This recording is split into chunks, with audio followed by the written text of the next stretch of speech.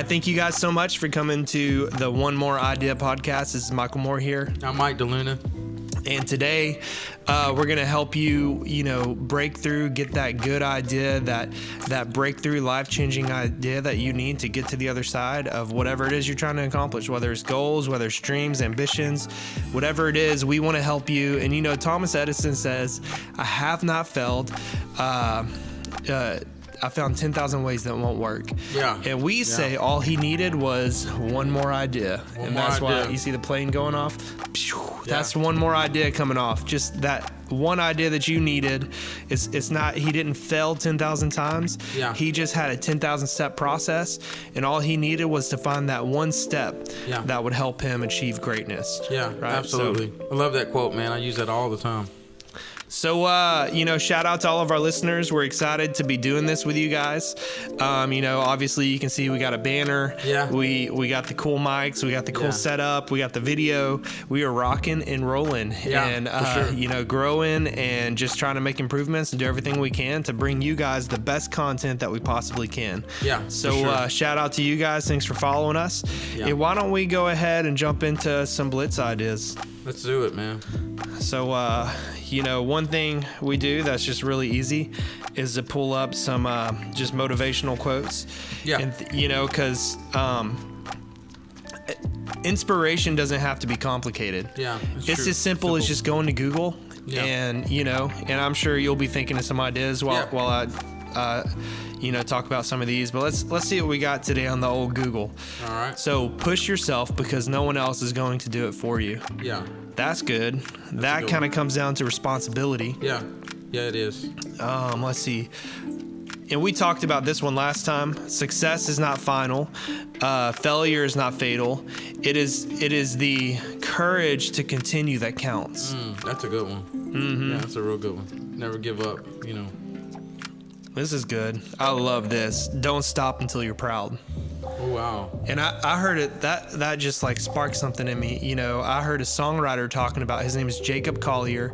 He talks about when he writes songs, he is not satisfied with the song until it gives him goosebumps.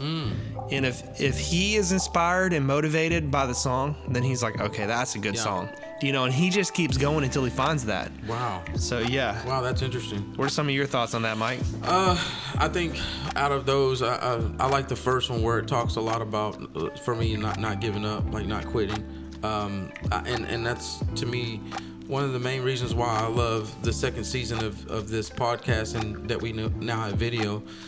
Is that I hope we're showing our viewers now that we're not quitting, we're not giving up, and we're actually improving and stepping it up. So I like that quote, man, and don't take these quotes lightly, because obviously in the morning I like to read these getting going, because there's so much negativity out there that you have to balance that out if not completely shut out the negativity with quotes like this. And if you don't have somebody to encourage you, you can encourage yourself. So jump online and read positive things in the morning. And I've absolutely turned this podcast on to help you kind of start off with the right attitude, if you will. So, no, I love that, man.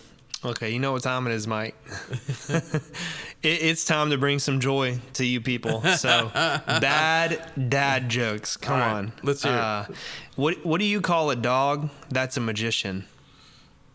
I don't know, man. Elaboracadabrador. Get it? Yeah. Okay. Yeah. Okay, so here's a funny one. We all like Apple products, right? Yeah. You got, how many Apple products you got, Mike? I mean, at least 2 right now, so, I want a lot more probably. So let me ask you something. If you see a robbery at an Apple store, does that make you an eyewitness? Pretty much, yeah. Okay. Bad dad jokes is doing great right now. So let's see one more. Let me see. I'm really gonna search for this one. Daddy, can you put on my shoes? And he says, I can try, but I don't think they'll fit.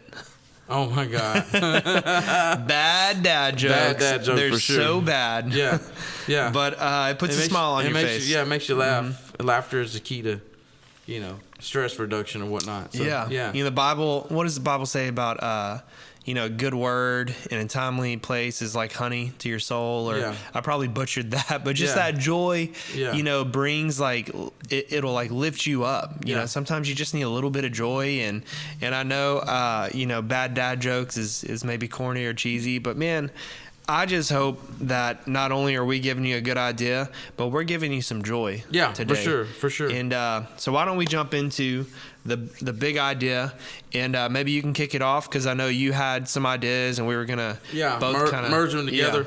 So real quick, I'm gonna pull up something on my phone here to tell you. It's a book that the leadership team at my office is actually reading. It's called The 15 Commitments to Conscious Leadership. And it's a pretty thick book. It's about 300 or so pages. But the premise of this book is very simple. You can literally pull out a piece of paper, just blank sheet of paper, and you can try this with your team if you have a team, or yourself, or even in your household. And you whip out a piece of paper and you just draw a line in the middle. Very simple. And at the top, it's basically above the line, obviously, and below the line. You're going to fill out every single thing that you feel like above the line is positive leadership, and below the line is negative leadership. And this doesn't necessarily have to be just leadership. It could just be your analysis of yourself. So what are some things at the top of the line that you're proud of? Like what we were talking about, the musician that's proud of the song, gave him goosebumps. What are some things that you feel like you bring to the marketplace, you bring to your friends, you bring to your family, that if you didn't exist, those things wouldn't be there? And below the line, what are some negative things that you would like to see change? Like, I always complain first thing in the morning when I wake up. I complain about the weather. It's cold today, right? So what are some things that you say, maybe that's a little bit below the line. Maybe I need to adjust that. And obviously we use it for business. So what are some things in our company that we feel like we're leading below the line? Like, integrity is a good one. Like, how's your integrity? Like, are you having to persuade clients and customers to do business with you by telling them things that may not be accurate 100%? So that is considered below the line. Your attitude, are you the type of person that when people see you, they run because you're just going to brag about yourself? That actually is leading below the line. So anyway, that little premise is something that I wanted to kind of start talking a little bit about, and then we can bring in some of the things that Michael and I were talking about before we started recording this. So what's your thought about the above the line and below the line analysis?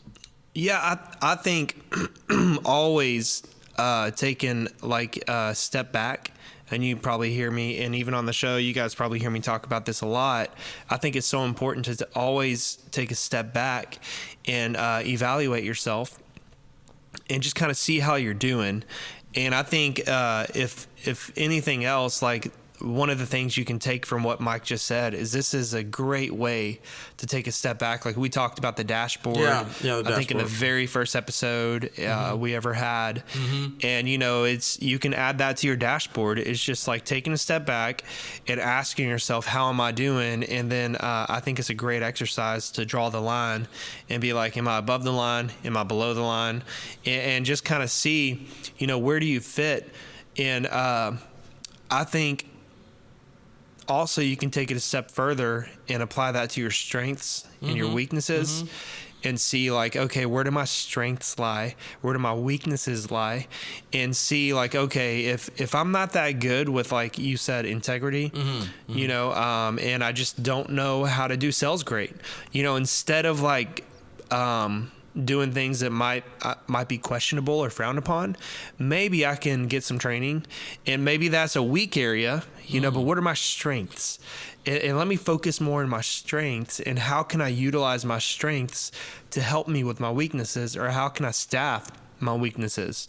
So that's kind of some thoughts that I had as you were talking about that. Wow. So even when we're talking about this, like, can you, because we've lately here been talking about getting 1% better, improving every day, which is probably what the second half of this podcast is going to talk about. But I think what you have to look at is when you say, how are you doing? Like, another thing that's important is what are the top things that I'm doing what are they leading to? So let's just say we said integrity. So we'll just use that. So I have, let's say hypothetically, I'm looking at my dashboard / my above the line, below the line chart, and I'm noticing that my integrity is at the bottom. It's below the line, right? What else is not having strong integrity? What else does that lead? Because remember, you're getting 1% better or you're getting 1% worse every day. Like you can't just keep walking that line of mediocrity or just being average, because we were talking about that a minute ago. So you're growing or you're not. And so possibly the reason why you're not growing is because as you start looking at these below the line items, maybe those are adding up every single day and compounding to something that is not making you proud. What are your thoughts on that? Yeah, I think, taking a step back, you start to see like maybe habits, talking about habits. Oh, yeah, yeah. And the cool thing, just where I'm at with that, bad habits can compound. They do. And, you have to unlearn bad habits just like you have to learn good habits. And a habit is formed with 20 days. Yeah. So a lot of times we don't realize we might have something we're trying to kick, but it's going to take like 21 days for us to develop a new habit. And let's say you're trying to kick a bad habit, an old habit, it's going to take just as long to do that, maybe even longer sometimes if you've been doing it for years. So I do think that, when you start to like take a step back and look at yourself, you have to realize it's a process.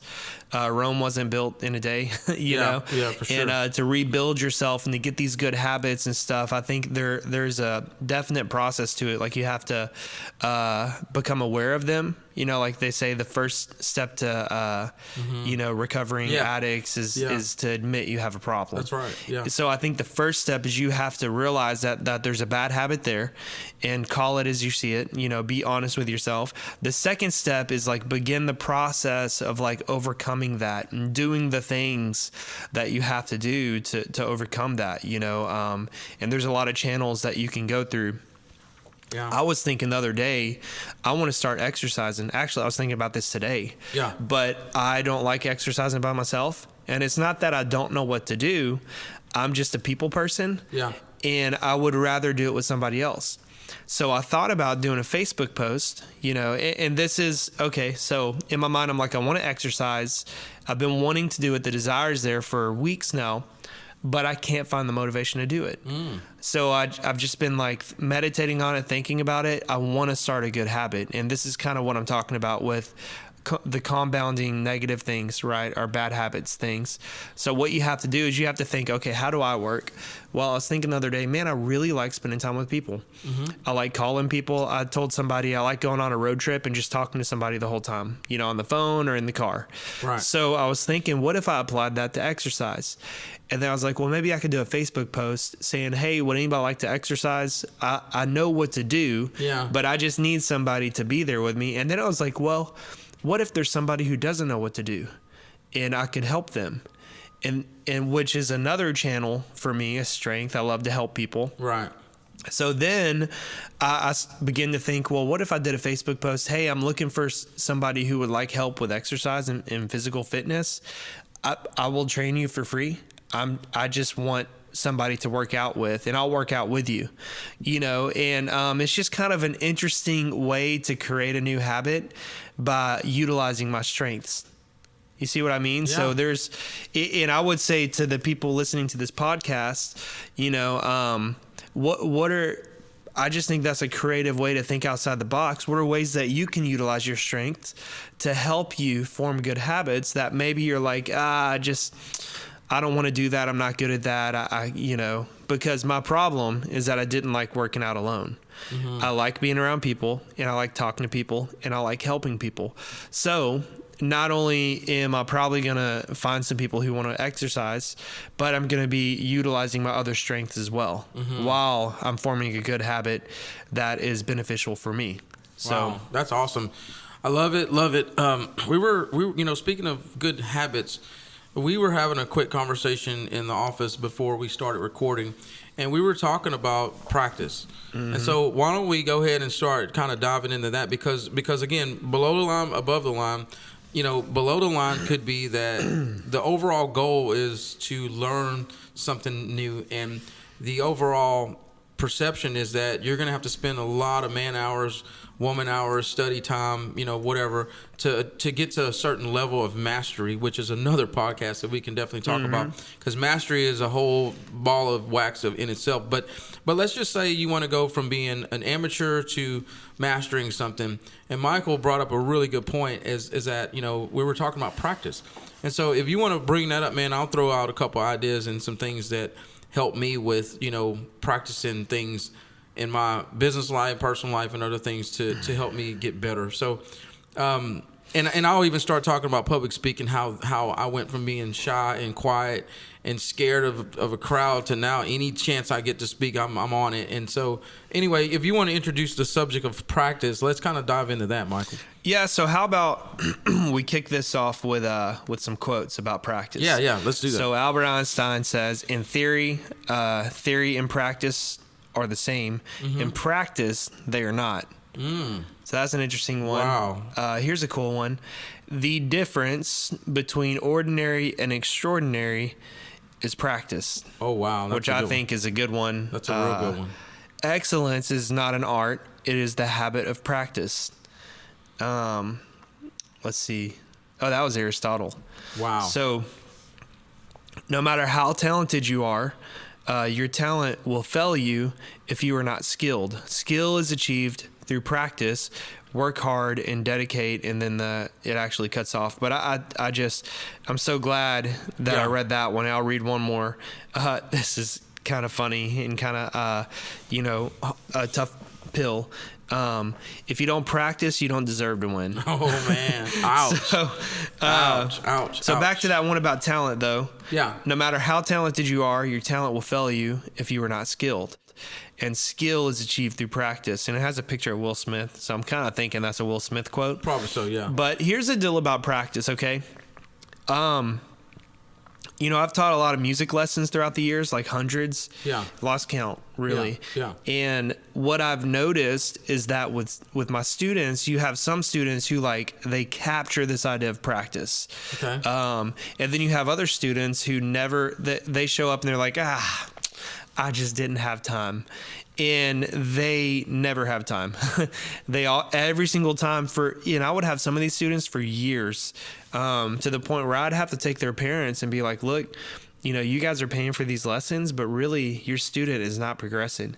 We've been on the same, assignment for like a year and a half now, right. And sometimes more. Right. And I just have to be honest, and sometimes I'd drop the student because it would just it's so draining as a teacher to be with somebody who just doesn't put in the effort, who just doesn't, because it's just like you're saying the same thing and repeating the same thing, and it's just like Groundhog Day, you know. Of course.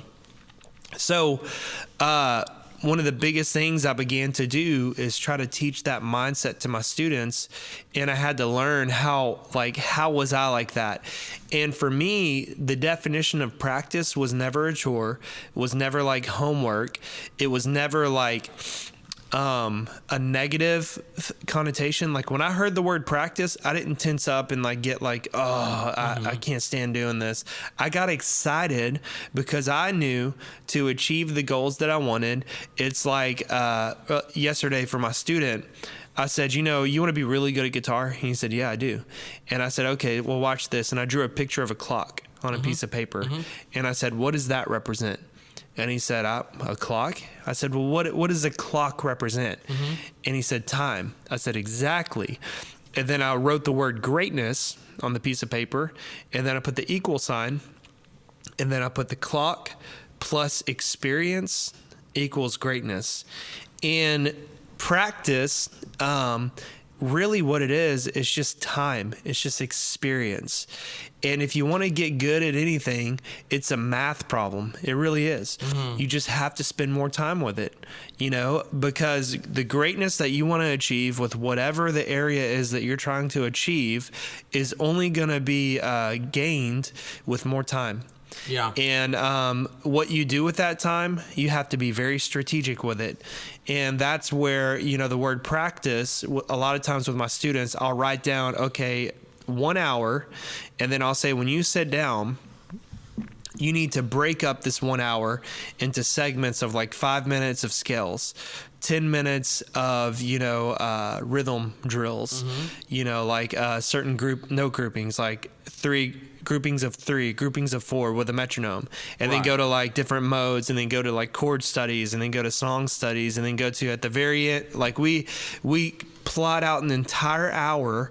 And then I say, if you do any one of these, all it is, like that greatness that you want over a long period of time, and sometimes it's a short period of time, when you apply that type of approach, like, hey, I'm just going to put time into it. Just 3 minutes here, 60 minutes there, 15 minutes here. Right. And I was telling my student, I was like, so what do you think about that? What do you think about practice? And he said, dude, I love to practice. And that's the greatest thing I could hear, Mike. Right. I was so excited because I knew you give me a good student, and then you couple that with a good teacher, which I really care about my students. Right. And you're going to have a great outcome. That is a great combo.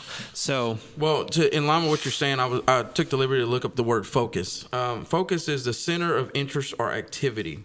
And so John Maxwell says, what you focus on expands. And so if you think about what Michael's saying, is that if we're talking about growth here. So everyone has an idea on your goal sheet for 2022. Michael said, I want to exercise more. Somebody has that same goal. Somebody has, something on their goal sheet where they're like, I want to read more. I want to, get a degree or whatnot, and I read this book recently, and I think Michael and I even talked about it. But, one idea to exercise, and we talked about practice, is, first, you don't even have to join a gym. Just hear me out for a second, because we're taking baby steps here. What you do is you drive by the gym. You go in the parking lot. You go park in the gym. Maybe you go home and you change into your exercise. Instead of taking off your clothes and putting your night clothes on, put some exercise clothes on and go to the gym. Sit in the gym, sit in the parking lot, and just, imagine yourself, okay, I'm going to take the next step and go inside. When you go inside, all you have to do, and most gyms let you do this, they'll take you on a tour. They'll say, okay, look, let me show you around. And this author of this book was teaching how to create these habits. And he said, eventually what you're going to do is you're going to drive to the gym. You're going to go get one dumbbell, and you're going to do like maybe 5 or 6 curls, maybe 10. You put the dumbbells up and you go back home. And everybody's like, that's crazy. Like, I waste all my time going there just for that. And he said, follow what I'm saying. So then the next day you go in maybe and you stay there for 20 minutes, maybe 30 minutes. And then eventually you're so used to driving to the gym, you're so used to taking your work clothes off and putting on your exercise clothes that it becomes a habit, right? That's what Michael was just saying. Well, the whole point of this is saying is that what you're doing now is you're taking your focus off of other things and you're putting it on working out. And it's a natural, like Michael said, it's a science. What you focus on expands. Here, I'm gonna punch somebody in the gut real quick. I'm not saying that this is bad, because some of you guys are watching probably from work, which I'm glad you have a job. I'm glad you're working. But I'm gonna just say this. I deal with a lot of entrepreneurs that went from 1099 or W-2 to a 1099 position, and a lot of them said the same thing. They said, I focus so much on helping, a company expand and helping my boss grow to where, I stayed at a certain level forever because I never took the leap of faith to start my own business. Then when they did start their own business and they focused on their own business, it grew because it's a natural math equation that what you focus on is going to expand. So if you're not expanding, then you need to look at your focus and see exactly what are you spending your time on, because Michael just gave you the equation: time plus experience equals, it's a greatness factor. Yeah. So if you feel like, and then, we always talk a lot here at church about Michael Jordan, in a lot of our meetings, and, Michael Jordan did not, well, let me just back up and say this. I think the issue with practice is, because we're talking about practice right now, a lot of reasons why people don't like practice is because it's something that you typically do behind the scenes. And people, typically start playing an instrument because they want to be on stage or they want to be seen. They want to be, they want to show off the skill. And I get it. I love that part of playing an instrument. But no one sees the time that you put in behind the scenes, which is actually the most important part. Mm-hmm. No one sees the hours of hitting the wrong note, of like literally, doing the same thing over and over and over. They only see you playing on stage to a song and killing it and mastering it. So practice seems boring because it's routine and no one is there cheering you on like, oh my God, you kill it at practice. Nobody really. I mean, like our practice yesterday, there's nobody in the audience. It's just us. But that right there is what leads to greatness, because again, time plus practice or experience, those words are interchangeable, equals greatness. So anyway, that's my thought on that, man. So here's the idea. I would look at every day, like let's say you're trying to form a habit or do something new. Mm-hmm. Look at every single day, and don't worry about how much time, because that's where people get tripped up. I don't have time to practice. You do. Yes, you do. You do. Yeah. Because I was talking to somebody about, they want to get back in the habit of playing an instrument. And I've, like I said, I've dealt with a lot of students and they're like, well, I just don't have time. And in my mind, and I could almost even ask them this question, well, do you have like 3 minutes a day? Mm-hmm. Who doesn't have 3 minutes a day? How much time do you spend on Facebook? Yeah. How much time do you spend on Snapchat? How much time do you spend on these social media apps? I think you have like maybe even 5 minutes, okay? And you give you give yourself 5 minutes a day of very focused, intense, where you're sitting down practicing, for 5 minutes a day. You can accomplish more than some people who practice 2 hours a day if you practice and focus on the right thing. And that's where I think a lot of people get tripped up, because they're like, I just don't have time. Well, 15 minutes a day, a very focused, like regimented, like let's say 5, 10, 15, that's 3 blocks. For 5 minutes, you practice scales. For 5 minutes, you practice chord transitions. And for 5 minutes, you practice songs. Let's say you want to learn a new language. For 5 minutes, you just Google all the most basic words for Spanish. Mm-hmm. And then for 5 minutes, you listen to them all.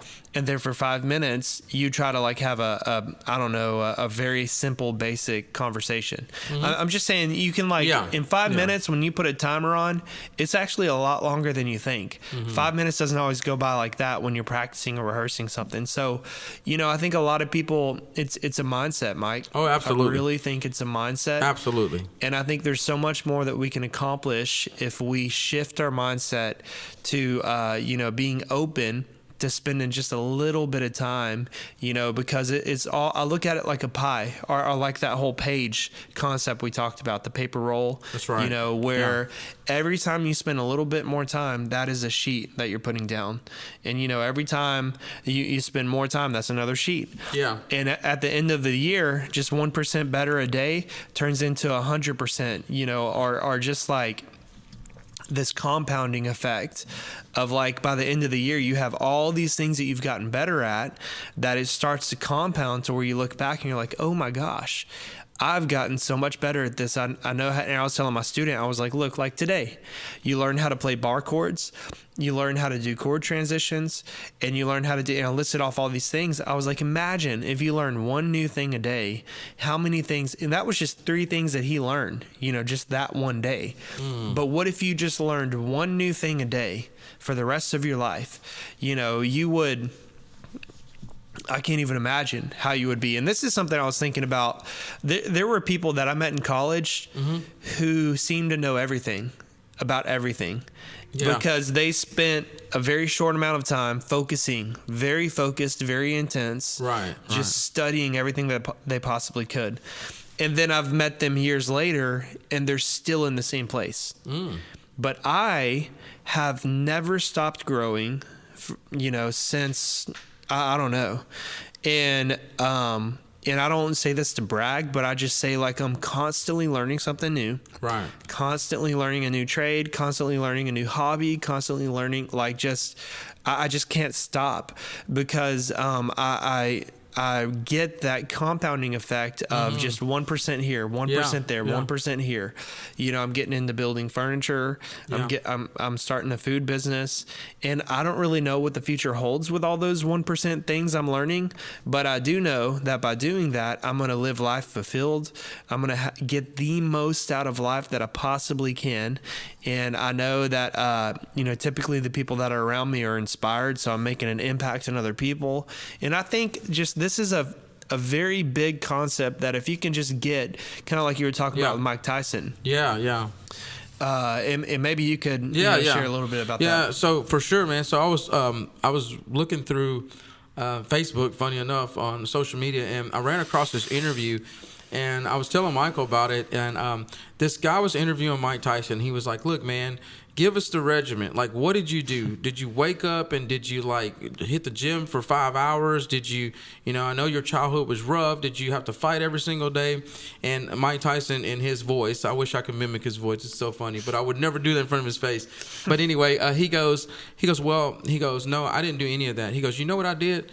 He goes, I taught myself and tricked myself to think that what I actually love more than anything in the world was training and practicing. And he goes, if you hate something, he goes, if you hate eating liver, then you tell yourself, I absolutely love eating liver. Bring it on. Bring it on. So any challenge that you're facing right now, if you're having something going on in your life where you're like, I fear this and I dread it, right? I hate it. Mike Tyson's mindset is, then you tell yourself that you love it. You tell yourself that I cannot wait till I get to practice again, because Michael said something a minute ago, and it's in the book Atomic Habits. It says, change your mindset to say this. Instead of saying, oh my God, I have to go do this, say, I get to go do this. So today, if you're practicing an instrument, to say, I get to go home and practice this afternoon for 15 minutes, for 30 minutes. It's a privilege. It's a privilege to be able to do some of the things that we do. And Mike Tyson knew that if he tricked his mind to say, I love practice, then he would get more of it and ultimately go on to be one of the greatest boxing champions that ever lived. And so that mindset of, I like to do this, instead of, I dread going, I don't feel like working out today. Why don't you say, I cannot wait because I get to go lift weights today. I get to go running. I get to, and watch what that little 1% does at the end of 2022. When you look back and say, for sure, I changed my mindset and now I enjoy practice, how much better are you going to be, man? So I take those words that Mike Tyson said, man, I run with it, with anything that I dread doing, Yeah, me and Pastor Kazi were working out one day, and he was talking about the NFL. Yeah. And he said something that they did in the NFL and in college and I guess in high school, is that they tricked their mind to think that they loved pain, because with football you're constantly smashing into each other. You're constantly working out and exercising and pushing yourself and just like doing these sprints and having long intense practices every day, and it can be painful. People break limbs and stuff, have concussions. So in order to what kind of mindset do you have to push through that? You have to shift your perspective to where something that you hate, instead of telling yourself, God, I hate exercising so much, I hate that in practice, we have to hit each other. I love it. I love pain. Well, listen to this. Let's even go deeper than that, man. Like, I was listening to a story, and it literally brought me to tears, man. And I'll have to find that article and hopefully even post it on here. But it was the article of it was a diary of a soldier. And for those veterans listening, thank you for your service, because man, I just was in tears listening to him. He wrote a journal on his trip from being drafted in like 1965 during the Vietnam era, and he went through training, and then he went over to Vietnam, and his whole mindset shift from being an 18-year-old scared kid to becoming a soldier, and then ultimately giving his life for his country. He wrote his words, and in that biography, he was talking about what it took to prepare to go into war, where most likely he knew he wasn't coming back. Imagine the thought process. It gives me chills just thinking about the thought process of preparing your mind for battle, preparing your mind for possibly not ever coming back. I mean, imagine what that mindset has to be to endure and say, I'm doing it for a greater cause. Like, it's for my country. It's for freedom. I'm fighting for something bigger than myself. So that gave him the motivation and the big why to go do what he did and ultimately sacrifice his life. But man, that story shook me because we listen to this, y'all. We are up against challenges that, you know, seem like they're the worst thing in the world. Oh my God, I have to do this. But there are people out there that are making the ultimate sacrifice, and their mindset is so focused, we're using that word again, on achieving something to where they're willing to give their life for it. I mean, imagine that mindset, man. Just think about that. Like, so anyway, that's powerful. That's powerful. So you can trick your mind. You can reposition your mind to think you actually love doing something that right now you say you absolutely hate. Yeah, and talking about the whole mindset, it comes back to why you do what you do. And for me, guitar, I picked one of the hardest instruments, you know, because it's not like you can't just play a string and it sounds good. Yeah. Like, you know, at least with the drums, once it's tuned up, you hit it with the stick and it's like, cat. Like, it has a good sound. It has a good tone. But with the guitar, you have to develop calluses. You have to coordinate your left hand with your right hand. You have to know how to hold the pick. You have to fret down the right way. I mean, there's all these small little nuances and details. Plus with, excuse me, with the tone, you have to have the right tone. You have to have, so it's like, I had to have this mindset of why was I trying to do this? Yeah. And before I ever went into it, had the absolute biggest ambition I possibly could. I want to be famous. And if you want to be famous, I had this guy who somewhat gave me music lessons, more so than anything. And I've kind of talked about him a little bit. He gave me a mindset. And the mindset that he gave me was basically, to bottom line it, if you want to be amazing, you have to think like the best. And in order to be the best, you have to do what the best would do. Think about Mike Tyson. He's the best. Yeah. You know, what are in that whole threshold of people who were the best. Cassie made it into the NFL. Yeah. You know, he was the best. Yeah. You know, and we have had opportunities to do professional gigs and stuff like that. I would say that as far as musicians, maybe we're not legends, you know, but we are some of the best. Yeah, absolutely. And in order to be the best, you have to think like the best.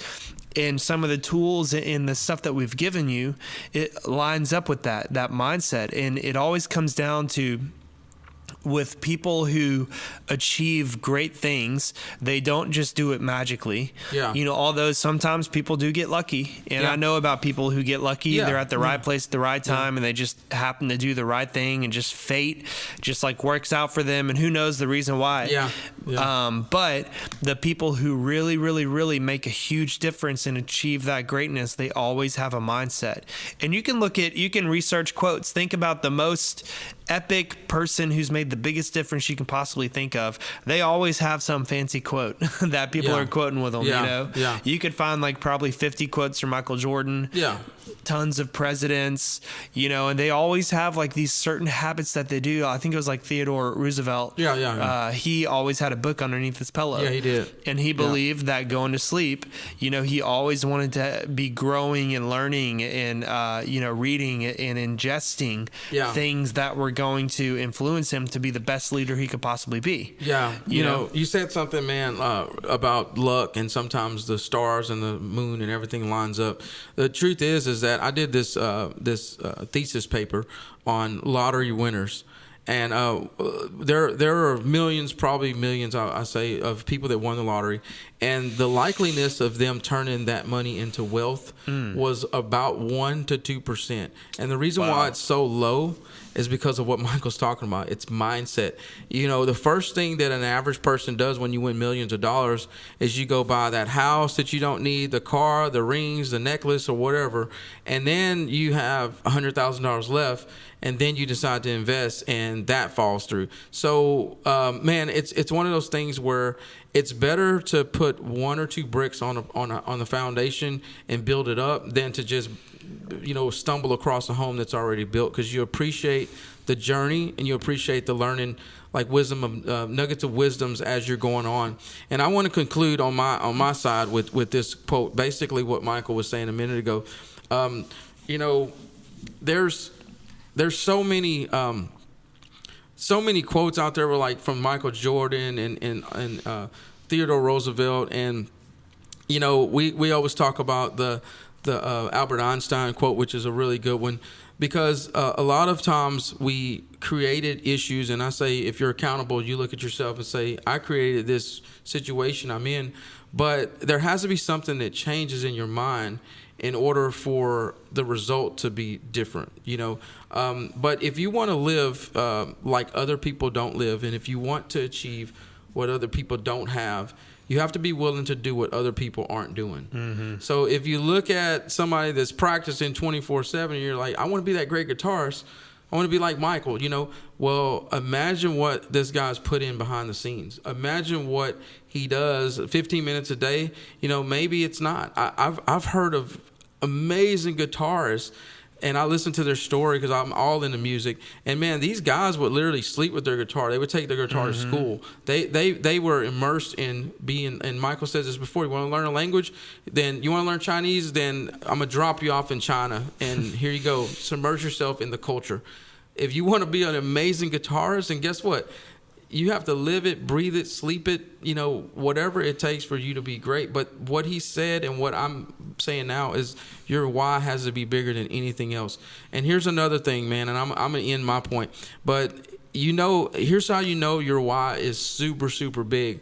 Because if you have an alarm clock, and if you had to hit the snooze button this morning because you weren't up before the alarm clock went off, your why is too small. That's good. I had this thought that could be I heard a pastor talk about sound bites, just like a one-liner. Yeah. Don't let your circumstance be bigger than your why. There you go. I think that's something you can take to the bank and cash. There you go, man. Make sure your why is always bigger than your obstacle, than your circumstance, than your challenge. Because when you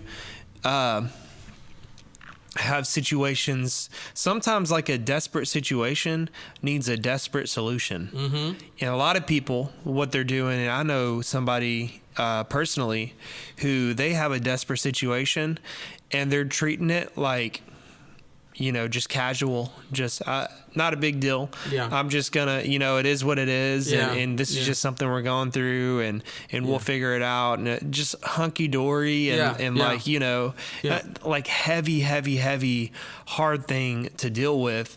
Man, if I were in their shoes, I would be doing the absolute most desperate, biggest solution I possibly could.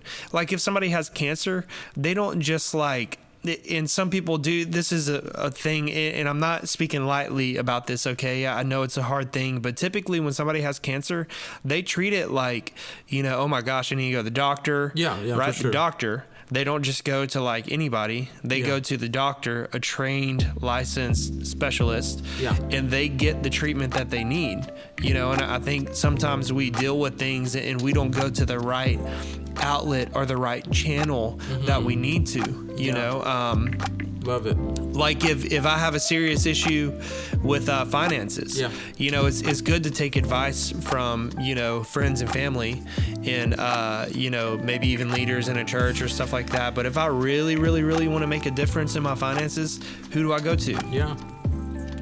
Real question, who do I go to, Mike? Well, I would say definitely a financial advisor. And there's a guy that taught me, one of my mentors told me, don't ever take advice from someone that you wouldn't be willing to trade your life with that person.